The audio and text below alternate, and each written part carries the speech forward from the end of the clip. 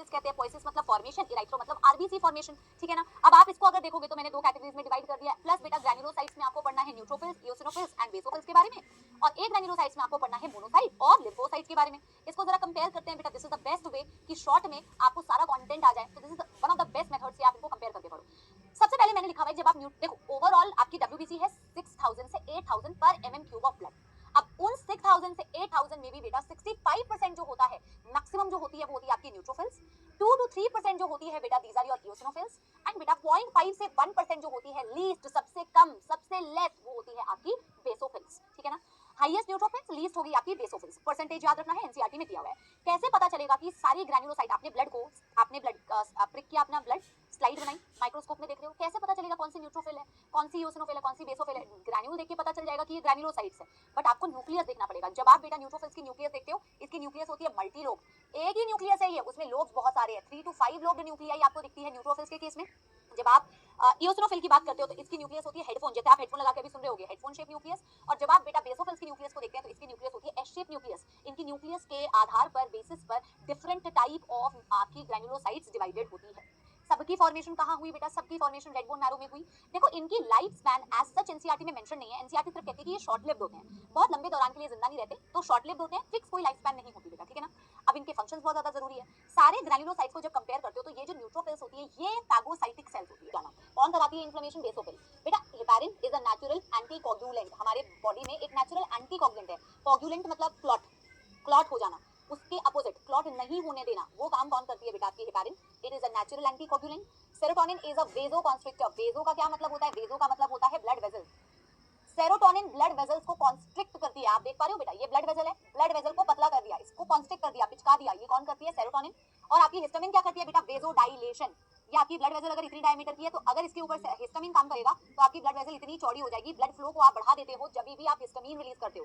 So histamine is a vasodilator, ये blood vessels को dilate कर रहा है। सेरोटोनिन इज अ वेसोकॉन्स्ट्रिक्टर, ये ब्लड वेसल्स को कॉन्स्ट्रिक्ट करता है। मैंने यहाँ पे लिखा भी हुआ है कि eosinophils anti allergic, eosinophils and basophils से बेटा लेस देन 1%, है ना। और एनसीईआरटी के according to I think NCERT ने 0.5 से 1% दिया है, लेस देन 1% में 0.5 से 1% दिया है, ठीक है। अब आप अगर बात करते हो इनकी, तो मोनोसाइट हो गए बेटा 6 से 8%, लिम्फोसाइट्स हो गए 20 से 25%, आपकी परसेंटेजेस पूछी जाएंगी। अगर आप इनकी अपीयरेंस देखोगे तो आपकी मोनोसाइट सबसे बड़े साइज की डब्ल्यूबीसी होती है और इसकी न्यूक्लियस भी बड़ी अतरंगी है, अलग से पता चल जाएगी किडनी शेप न्यूक्लियाई है, बीन शेप न्यूक्लियाई है, या हॉर्स शू शेप न्यूक्लियाई इसे बोलते हैं, ठीक है ना। जब आप लिम्फोसाइट की बात करते हैं तो इनका न्यूक्लियस राउंड होता है, और ऑफ कोर्स इनके पास ग्रैन्यूल्स नहीं है, इसीलिए तो बेटा ये ए ग्रैन्युलोसाइट्स हैं, ठीक है ना।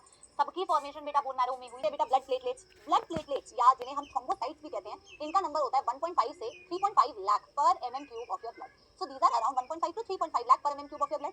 ये असली सेल्स नहीं होते, बल्कि ये सेल्स के टुकड़े होते हैं, सेलुलर फ्रेगमेंट्स होते हैं। देखो आपकी, देखो वैसे तो सारे सेल्स आपके रेड बोन मैरो से ही बनते हैं, चाहे आरबीसी हो, चाहे प्लेटलेट्स हो, आपके आरबीसी हो या डब्ल्यूबीसी हो, या फिर आपकी जो सेलुलर फ्रेगमेंट प्लेटलेट्स हैं वो भी आपके स्टेम सेल से ही बनेंगी जो आपके रेड बोन मैरो में प्रेजेंट है।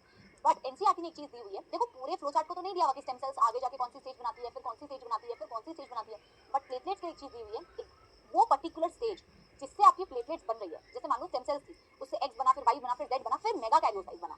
वो मेगा कैरियोसाइट वो स्टेज होती है जहां से डायरेक्टली प्लेटलेट्स बनते हैं, तो हमने यहाँ पे मेंशन भी किया हुआ है। स्टेम सेल से आगे जाके एक स्टेज बनती है जिसे मेगा कैरियोसाइट बोलते हैं। मेगा का मतलब होता है लार्ज, कैरियो का मतलब होता है न्यूक्लियस, साइट का मतलब होता है सेल। एक ऐसी सेल जिसका न्यूक्लियस बहुत ज्यादा लार्ज है, this is a mega karyocyte. इसी मेगा कैरियोसाइट्स के बेटा टुकड़े टुकड़े टुकड़े टुकड़े सेलुलर फ्रेगमेंट्स होते हैं, कोई पर्टिकुलर शेप नहीं है बेटा, इरेगुलरली शेप्ड होती हैं। इन्हीं सेलुलर फ्रेगमेंट्स को बोला जाता है थ्रोम्बोसाइट्स या प्लेटलेट्स। इनके पास कोई न्यूक्लियस नहीं है बेटा, ठीक है ना, बट इनके पास वो है जो प्लेटलेट्स का इकलौता काम आप बोलते हो, that is clotting of blood. तो ये ब्लड क्लॉटिंग को करती कैसे है? इसके पास ऐसा क्या है जो ब्लड क्लॉटिंग में ये हेल्प करती है? सो इट एक्चुअली कंटेन्स या it is filled with thromboplastin, and this thromboplastin is the one that is actually responsible for blood clotting. ये वो चीज है जो ब्लड क्लॉटिंग में हेल्प करती है, जो पूरे प्लेटलेट के अंदर बेटा भरी पड़ी है, ठीक है ना। इसकी लाइफ स्पैन होती है केवल और केवल बेटा 1 सप्ताह। ये थ्रोम्बोप्लास्टिन ही क्लॉटिंग कराएगी, और देखो कैसे क्लॉटिंग कराएगी। मान लो ये हमारा सपोला है, सपोले के सर पे बेटा इंजरी हो गई, जैसे इंजरी हुई बेटा, इंजरी तो चाहिए, इंजरी के बिना तो क्लॉटिंग स्टार्ट ही नहीं होगी। तो सबसे पहले आपको इंजरी हुई, जैसे इंजरी हुई तो टिश्यू भी इंजर हुआ होगा। मान लो मैं सब्जी काट रही थी, सब्जी काटते काटते मेरी उंगली कट गई, तो मेरी उंगली कट गई बेटा, तो मेरी टिश्यू इंजर्ड हुई। टिश्यू इंजर्ड हुई तो टिश्यू ने स्टार्ट किया प्रोड्यूस करना थ्रोम्बोप्लास्टिन।